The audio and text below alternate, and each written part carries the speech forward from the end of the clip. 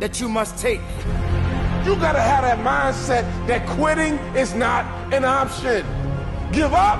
Who, me? Never. Stop? Who, me? Never. That's for the next guy. That's for the next girl. But not me. Why? Because I don't quit. That ain't how I do it. That ain't how I roll. I never give up. You must understand that there will come a time in your life that circumstances are going to challenge you. Hey traders. Hope you are doing great. Trading is all about waiting for the right moment, and now we have one. The price is at a strong resistance level, and we see rejection from this area.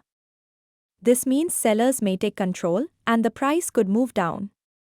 If this level holds, we could see a strong drop. This is a high probability trade setup. Now, the important part, where to enter, stop loss, and take profit. These details are shared in our private group. If you prefer trading alone, that's okay. But understanding stop-loss placement and rejection candles is key to success. If you want accurate trades and expert guidance, contact us now on WhatsApp so I can add you to the group. Make your trading easier and smarter.